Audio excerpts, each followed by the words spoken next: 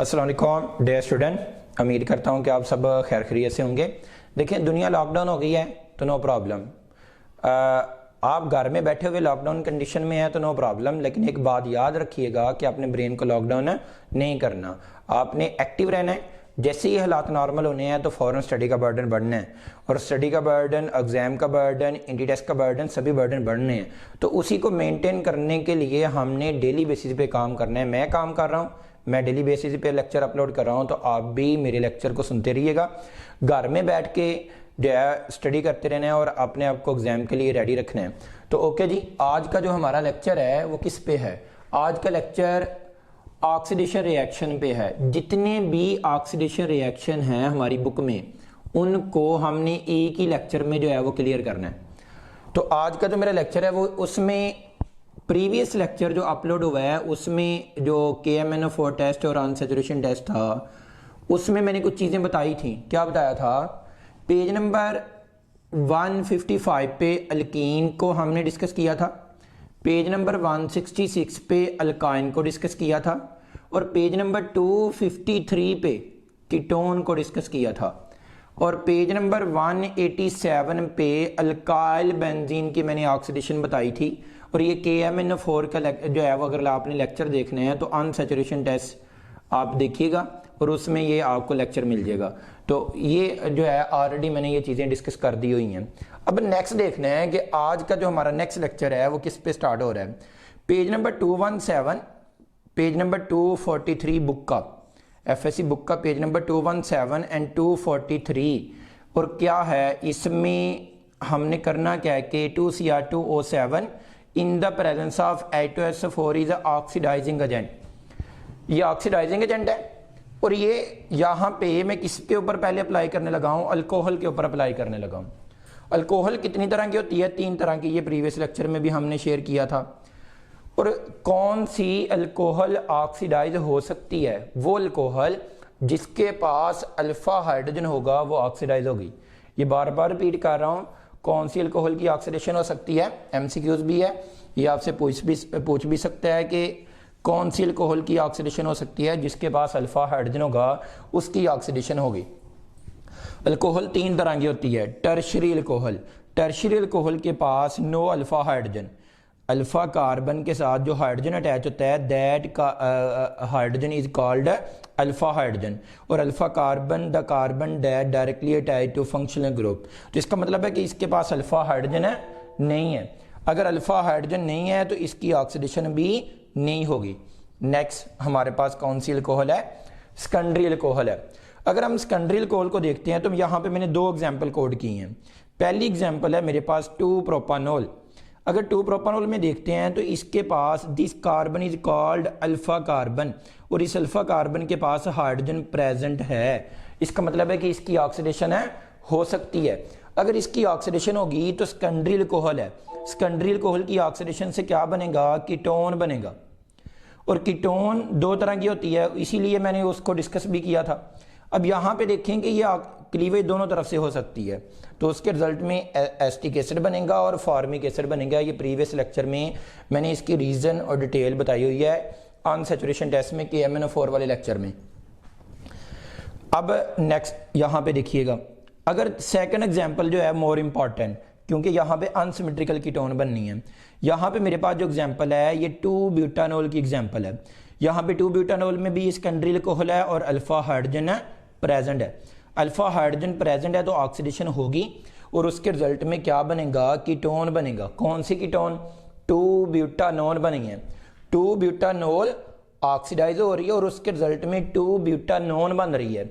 और 2 ब्यूटानोन की ऑक्सीडेशन कहाँ से होनी है? देखें, इधर भी अल्फा कार्बन और इधर भी अल्फा कार्बन, इधर भी अल्फा हाइड्रोजन और इधर भी अल्फा हाइड्रोजन। तो याद रखना है कि ऑक्सीडेटिव क्लीवेज वहां से होगी जिधर नंबर ऑफ अल्फा हाइड्रोजन क्या होंगे? कम होंगे। जहां पे नंबर ऑफ अल्फा हाइड्रोजन कम होंगे ऑक्सीडेशन उधर से होनी है। इधर नंबर ऑफ अल्फा हाइड्रोजन कितने हैं? 3 हैं, और इधर नंबर ऑफ अल्फा हाइड्रोजन कितने हैं? 2 हैं। तो इसका मतलब है कि ऑक्सीडेटिव क्लीवेज यहाँ से होनी है, और ऑक्सीडेटिव क्लीवेज यहाँ से होने के बाद ये वाला जो CH2 ग्रुप है this convert into carboxylic group, और ये वाला जो CO कार्बोनाइल ग्रुप है this also convert into carboxylic group. इसलिए आपके पास क्या बनेंगे, 2 मोल ऑफ एसिटिक एसिड बनेंगे। तो ये आपके पास अल्कोहल की ऑक्सीडेशन, अगर अल्कोहल की ऑक्सीडेशन को देखते हैं तो याद रखें अल्कोहल 3 तरह की, दोबारा रिपीट कर रहा हूँ, याद कर लें, बार बार रिपीट कर रहा हूँ।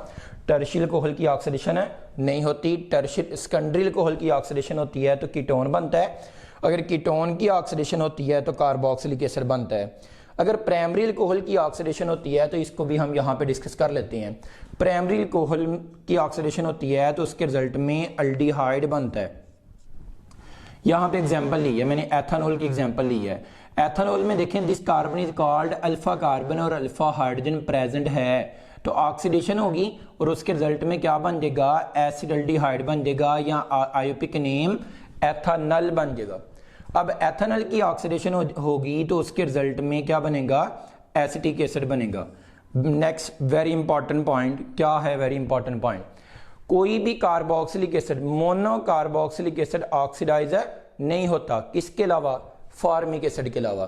फार्मिक एसिड ऑक्सीडाइज हो जाता है और फार्मिक एसिड जब ऑक्सीडाइज होता है तो उसके रिजल्ट में कार्बन डाइऑक्साइड एंड वाटर बनता है। तो ये आपके पास जो ऑक्सीडेशन है किसके रिजल्ट में, KMnO4 के थ्रू और पोटाशियम डाइक्रोमेट के थ्रू जो है ये ऑक्सीडेशन यहाँ पे डिस्कस हुई है। अब नेक्स्ट हम देखते हैं कि नेक्स्ट हमारे पास जो बार बार MCQs आता है और हमारी FSC की बुक नंबर 2 में एक्सरसाइज का क्वेश्चन नंबर 17 जो है वो इसी के रेलिवेंट बार बार इसमें से शॉर्ट क्वेश्चन दिए हुए हैं और ये आपके पास MCQs में भी पूछ लेता होता है, पेयर बना रहा होता है। तो मैं यहाँ पे आइडोफॉर्म टेस्ट के बारे में बताने लगा हूँ। Iodoform test also a type of oxidation reaction, ये भी ऑक्सीडेशन रिएक्शन की एग्जांपल है। और यहाँ पे भी याद रखना है कि कौन सी अल्कोहल आइडोफॉर्म टेस्ट दे सकती हैं, जिनके पास क्या प्रेजेंट होगा, अल्फा हाइड्रोजन प्रेजेंट होगा। और बाद में ये 2 तरह के कंपाउंड जो है वो आइडोफॉर्म टेस्ट देते हैं। पहले कौन से कंपाउंड हैं, अल्कोहल। अल्कोहल जो है वो 3 तरह की होती हैं, ये बार बार डिस्कस हो चुका हुआ है। कौन सी अल्कोहल आइडोफॉर्म टेस्ट देंगी, याद रख लें इतना ग्रुप, वो अल्कोहल जिनके पास ये ग्रुप प्रेजेंट है। मैं बार बार इसको सर्कल इसलिए कर रहा हूं, हाईलाइट इसको इसलिए कर रहा हूं, आपने भी जो है वो नोट कर लेना है कि ये वाली जो आपके पास वो अल्कोहल जिसके पास इतना ग्रुप प्रेजेंट हो वो आपके पास आइडोफॉर्म टेस्ट देगी। ये यूं कह सकते हैं कि वो अल्कोहल जिसके पास बीटा मिथाइल ग्रुप हो, except tertiary alcohol. Tertiary alcohol के पास बीटा मिथाइल ग्रुप होता है लेकिन अल्फा हाइड्रोजन नहीं होता। तो यहाँ पे देखें वो अल्कोहल जिनके पास बीटा मिथाइल ग्रुप हो या this carbon is called alpha and this carbon is called beta, तो इसलिए इसको बीटा मिथाइल ग्रुप भी कह सकते हैं। तो वो अल्कोहल आइडोफॉर्म टेस्ट पॉजिटिव देंगी। और ऑर्गेनिक केमिस्ट्री में टेस्ट क्या होता है, जिसमें विजिबल अपीयरेंस होती है। तो यहाँ पे एल्डिहाइड कीटोन में कौन सी एल्डिहाइड कीटोन जो है वो पॉजिटिव आइडोफॉर्म टेस्ट देंगी, जिनके पास ये ग्रुप प्रेजेंट होगा वो आइडोफॉर्म टेस्ट जो है वो पॉजिटिव देंगी। या हम यूं कह सकते हैं कि वो एल्डिहाइड कीटोन जिनके पास अल्फा मिथाइल ग्रुप होगा वो आइडोफॉर्म टेस्ट पॉजिटिव देंगी। अब मैंने इनके रिएक्शन यहाँ पे डिस्कस किए हैं। प्राइमरी अल्कोहल, अब यहाँ पे देखें प्राइमरी अल्कोहल में से ओनली एथेनॉल है जो जिसके पास क्या प्रेजेंट है, बीटा मिथाइल ग्रुप प्रेजेंट है। इसके अलावा कोई भी प्राइमरी अल्कोहल आइडोफॉर्म टेस्ट नहीं देती। याद रखना है कि प्राइमरी अल्कोहल में से ओनली एथेनॉल आइडोफॉर्म टेस्ट देती है। और अगर आइडोफॉर्म रीजन क्या है, आयोडीन बेसिक कंडीशन में एथेनॉल की ऑक्सीडेशन होगी और ऑक्सीडेशन के रिजल्ट में फॉर्मेट आयन बनेगा और साथ में क्या बनेगा, आइडोफॉर्म बनेगा। आइडोफॉर्म ट्राई आइडोमीथेन, आयोपिक नेम क्या है आइडोफॉर्म का, ट्राई आइडोमीथेन। तो ये ट्राई आइडोमीथेन येलो क्रिस्टलाइन सॉलिड है, नीचे बैठ जाएगा, तो ये टेस्ट है। नेक्स्ट यहाँ पे देखें सेकेंडरी अल्कोहल है। सेकेंडरी अल्कोहल के पास CH प्रेजेंट है, अल्फा हाइड्रोजन प्रेजेंट है, बीटा मिथाइल ग्रुप प्रेजेंट है। ये यूं देख लें कि इतना ग्रुप प्रेजेंट है जो मैंने हाईलाइट किया था, क्या ये ग्रुप प्रेजेंट है, देख लेते हैं कि यहाँ पे ये ग्रुप क्या है, प्रेजेंट है। तो वो अगर ये ग्रुप प्रेजेंट है तो इसका मतलब है कि बेसिक कंडीशन में आयोडीन की प्रेजेंस में क्या बना है, कार्बोक्सिलेट आयन बनेगा, ऑक्सीडेशन हो रही है। मैंने पहले बताया था कि iodoform is a type of oxidation reaction, और यहाँ पे साथ में क्या बन रहा है, आइडोफॉर्म बन रहा है। तो ये आपके पास विजिबल अपीयरेंस होगा और आइडोफॉर्म टेस्ट क्या होगा, पॉजिटिव होगा। टर्शियल कोहल, टर्शियल कोहल के पास अल्फा हाइड्रोजन प्रेजेंट नहीं है। अगर अल्फा हाइड्रोजन प्रेजेंट नहीं है तो इसका मतलब है कि ऑक्सीडेशन है नहीं होगी, और तो जो टर्शियल कोहल हैं वो आइडोफॉर्म टेस्ट नेगेटिव देंगी। तो वो यहाँ पे ये जो आइडोफॉर्म टेस्ट है ये कौन से कंपाउंड के लिए यूज़ होता है, आइडोफॉर्म टेस्ट जो होता है वो सेपरेट करने के लिए, आइडेंटिफिकेशन के लिए यूज़ होता है। फॉर एग्जांपल हमारे पास एथानॉल है और मेथानॉल है, शॉर्ट क्वेश्चन भी आता होता है कि इनको सेपरेट करना है तो कौन सा टेस्ट अप्लाई करेंगे, आइडोफॉर्म टेस्ट अप्लाई करेंगे। क्यों? क्योंकि मेथानॉल के पास बीटा मिथाइल ग्रुप प्रेजेंट नहीं है, और इसलिए एथानॉल टेस्ट पॉजिटिव देगा और मेथानॉल टेस्ट जो है वो नेगेटिव देगा। और इसकी प्रैक्टिस के लिए आपने एक्सरसाइज का क्वेश्चन नंबर 17 जो है इसको सॉल्व करना है, फिर आपके ये जो है एमसीक्यूज भी और शॉर्ट क्वेश्चन भी क्लियर हो जाएंगे। हम आइडोफॉर्म टेस्ट को ही जो बता रहे थे कि आइडोफॉर्म टेस्ट जो है अभी अभी हमने जो डिस्कस किया वो किसके लिए, सेकेंडरी कोहल और प्राइमरी कोहल के लिए मैं बता रहा था। अब जो आइडोफॉर्म टेस्ट है वो अल्डिहाइड कीटोन वाला जो पॉइंट है उसको हमने नेक्स्ट एक्सप्लेन करना है। अल्डिहाइड में से ओनली एसिडल्डिहाइड और एथानल, एथानल जो है या एसिडल्डिहाइड जो है ओनली क्या देता है, आइडोफॉर्म टेस्ट पॉजिटिव देता है। और कीटोन में से ओनली मिथाइल कीटोन्स, बात फिर वही है कि अल्डिहाइड कीटोन में कौन सा ग्रुप प्रेजेंट होना चाहिए, अल्डिहाइड कीटोन में ये ग्रुप प्रेजेंट होना चाहिए, या हमने अभी जो बताया था कि क्या प्रेजेंट होना चाहिए, अल्फा मिथाइल ग्रुप प्रेजेंट होना चाहिए। तो इसके पास क्या प्रेजेंट है, अल्फा मिथाइल ग्रुप प्रेजेंट है। तो यहाँ पे अब हम एग्जाम्पल देख लेते हैं।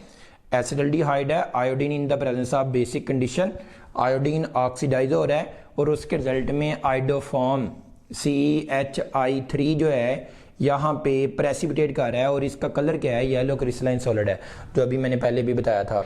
अब यहाँ पे देखते हैं कि अगर मिथाइल कीटोन जो है उसको देखें तो उसमें भी सेम कंडीशन अप्लाई कर रहे हैं।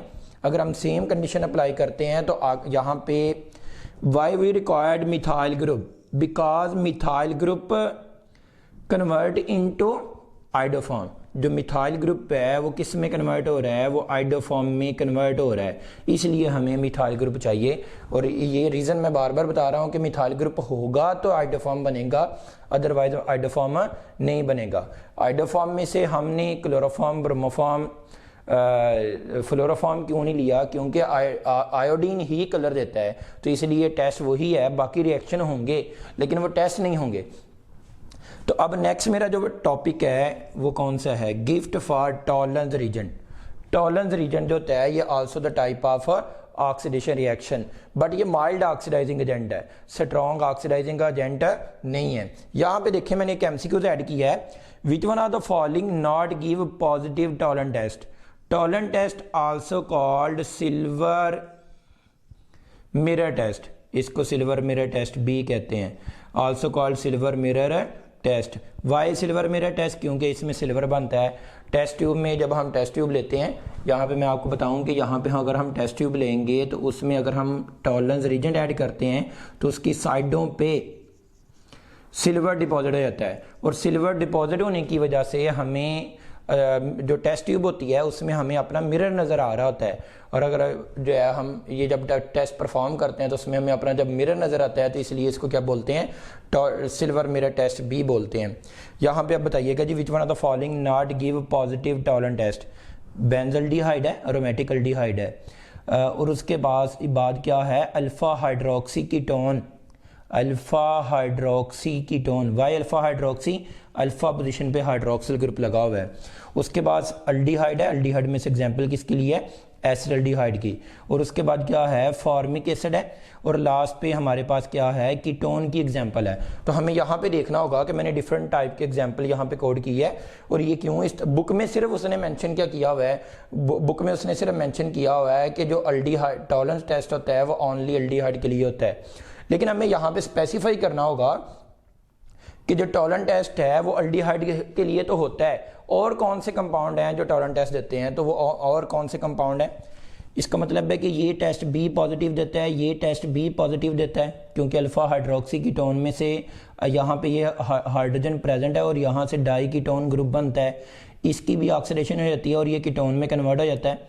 मतलब जब इस ग्रुप की ऑक्सीडेशन होती है तो ये इतना ग्रुप किस में कन्वर्ट हो जाता है, कीटोन में कन्वर्ट हो जाता है। और यहाँ पे अल्डिहाइड बी पॉजिटिव टेस्ट देता है। फॉर्मिक एसिड, मैंने पहले भी बताया था कि फॉर्मिक एसिड ऑक्सीडाइज हो जाता होता है और कार्बन डाइऑक्साइड और वाटर बनाता है। तो कौन सा है जो आपके पास टॉलरेंस टेस्ट नहीं देता, तो कीटोन टॉलरेंस टेस्ट नहीं देता। तो कौन सा ऑप्शन बेस्ट होगा फिर, किट जो है वो कीटोन का ऑप्शन होगा। तो ये कीटोन जो है ये आपके पास टेस्ट नेगेटिव देता है, बाकी ये चारों कंपाउंड टेस्ट पॉजिटिव देते हैं। Point to be note, bar bar note करवा रहा हूँ, हमारी बुक में मेंशन ओनली अल्डिहाइड है, तो मैंने यहाँ पे जो बता रहा हूँ बेंजल्डिहाइड और अरोमेटिक अल्डिहाइड भी टॉलरेंस टेस्ट देते हैं। लेकिन बाद में देखेंगे फेलिंग सोल्यूशन टेस्ट और बेनेडिक्ट सोल्यूशन टेस्ट में क्या ये अरोमेटिक अल्डिहाइड ये टेस्ट देते हैं या नहीं देते, तो ये बाद में हम देखते हैं। यहाँ पे उसके बाद यहाँ पे अल्डिहाइड है और कीटोन है, तो कीटोन ये टेस्ट पॉजिटिव नहीं देता। उसके बाद टॉलरेंस रीजन क्या होता है जी, यहाँ पे देखते हैं कि टॉलरेंस रीजन क्या होता है। टॉलरेंस रीजन सिल्वर नाइट्रेट और अमोनियम हाइड्रोक्साइड होता है।